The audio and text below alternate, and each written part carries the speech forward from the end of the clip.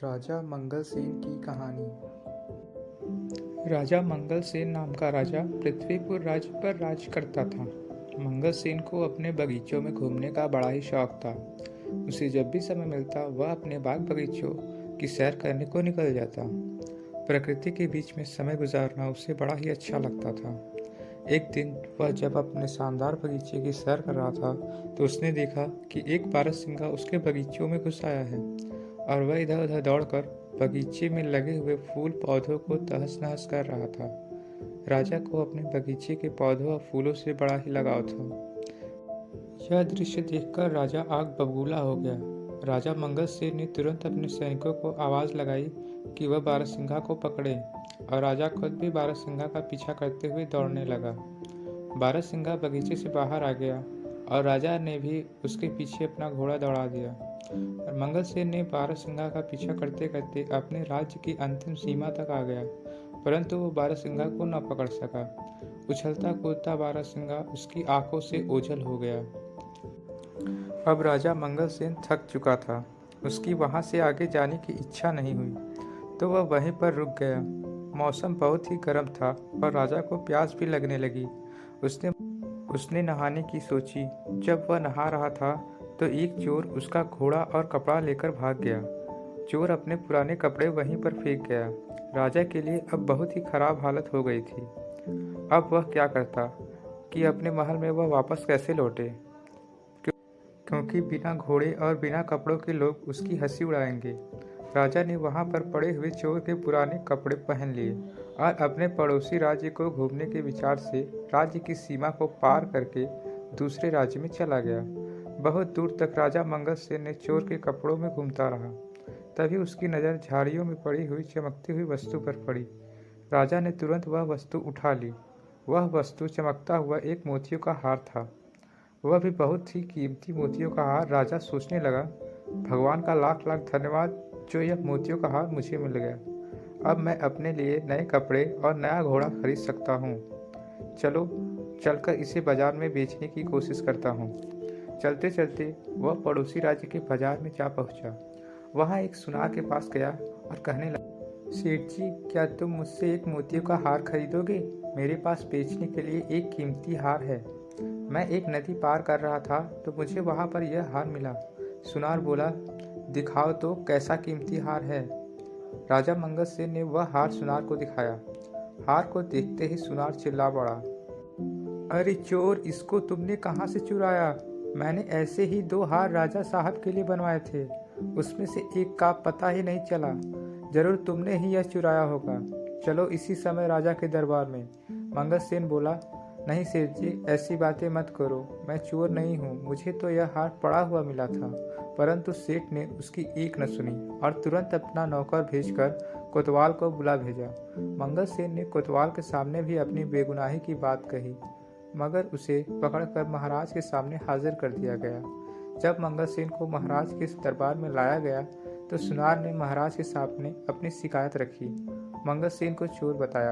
राजा ने मंगलसेन का पक्ष सुने बिना ही कहा, क्योंकि यह सुनार हमारे राज्य का एक सम्मानित व्यापारी है तो इसकी बात एकदम सच्ची मानी जाएगी, जबकि यह आदमी हमें कोई घुसपैठिया मालूम पड़ता है। इसलिए इसे चोरी के अपराध में कारागार में डाल दिया जाए और ठीक 3 दिन के बाद इसके हाथ काट दिए जाएंगे। यही हमारे राज्य। और उसे कारागार में डाल दिया गया। इस राज्य का राजा जितना अन्यायी था, उसकी रानी उतनी ही दयालु थी।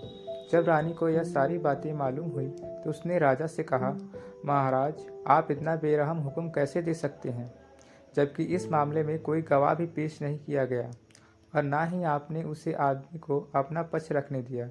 यह सुनार तो होते ही बदमाश हैं। आप तो जानते ही हैं कि यह पैसे के लिए कितना झूठ बोलते हैं और धोखा देते हैं। सच कहिए तो मुझे उस आदमी की बात पर पूरा विश्वास है। राजा ने उसे डांटते हुए कहा, जबान संभाल कर बात करो, तुम्हें राजकाज के मामलों में दखल देने का कोई हक नहीं है। रानी बोली, मैं चुप नहीं रहूंगी। कुछ दिनों से मैं दरबार में आपका खराब व्यवहार देख रही हूँ। आपके सलाहकार और मंत्री आपसे नाखुश हैं और आपकी जनता आपसे विद्रोह करने को तैयार है। अगर आप इसी रास्ते पर चलते रहे तो सारा राज्य बर्बाद हो जाएगा। रानी की बातें सुनकर महाराज का गुस्सा और भी भड़क गया, मानो आग में घी डाल दिया गया हो।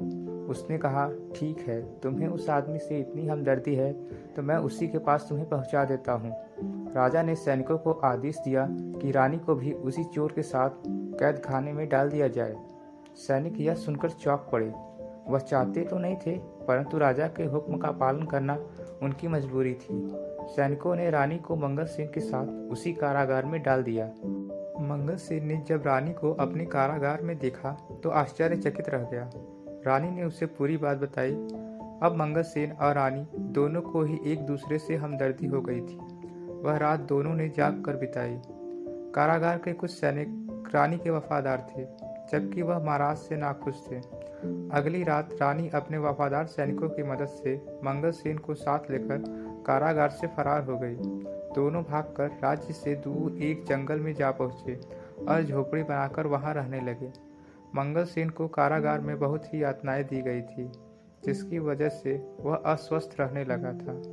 रानी ने उनकी बहुत सेवा की, जब तक कि मंगल सेन ठीक नहीं हो गया। जल्दी ही रानी मंगल सेन को पसंद करने लगी। मंगल सेन भी रानी के प्यार का बदला प्यार से ही दिया और दोनों ने विवाह कर लिया। मंगल सेन जंगल से लकड़ियां काटकर बेचने लगा, जिससे कि वह अपना जीवन निर्वाह करने लगे थे। कुछ महीनों बाद मंगल सेन की पत्नी ने एक सुंदर बालक को जन्म दिया। एक दिन की बात है, जब मंगल सेन की पत्नी जंगल में कुछ फल तोड़ने गई हुई थी तो उसका पति और बच्चा सोए हुए थे।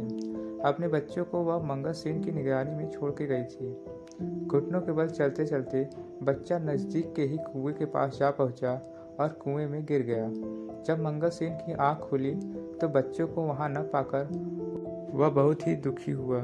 वह तो बिल्कुल पागल सा ही हो गया था और चिल्ला चिल्ला कर रोने लगा। कहने लगा, लगता है कि मेरे बच्चे को किसी जंगली जानवर ने खा लिया है। अब मैं क्या करूं? इसकी माँ को मैं क्या मुंह दिखाऊंगा? शाम के समय जब उसकी पत्नी जंगल से लौटी तो यह जानकर वह भी दुखी हुई कि उसका बच्चा वहाँ पर नहीं था, पर वह एक बहुत ही बहादुर और समझदार स्त्री थी। इसलिए उसने खुद भी धीरज रखा और अपने पति को भी समझाया कि हमारी किस्मत में ऐसा ही लिखा हुआ था, आप दुखी मत होइए। रात के समय मंगल सेन सो नहीं सका। वह अपने बच्चे के बारे में ही सोचता रहा और उसी को याद करता रहा। यह उसके लिए अच्छा ही हुआ कि वह सो ना पाया, क्योंकि रात के तीसरे पहर दो पक्षी उनके दरवाजे पर लगे हुए एक पेड़ पर आकर बैठ गए और आपस में बातें करने लगे। एक पक्षी ने कहा, दोस्त, देखो दुनिया में कितनी मुश्किलें हैं।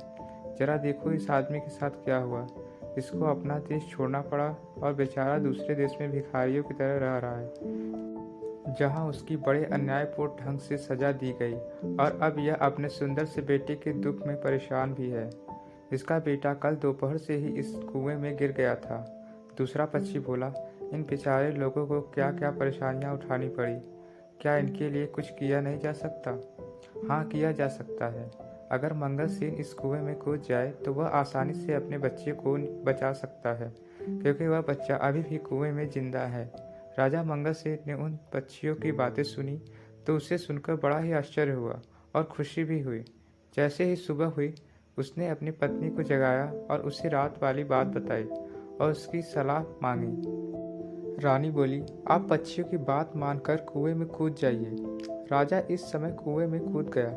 उसने अपने बच्चों की जान बचा ली। इस घटना के कुछ दिनों बाद जब मंगल सेन और रानी सो रहे थे तो अचानक कुछ आवाज़ सुनकर वे चौंक गए।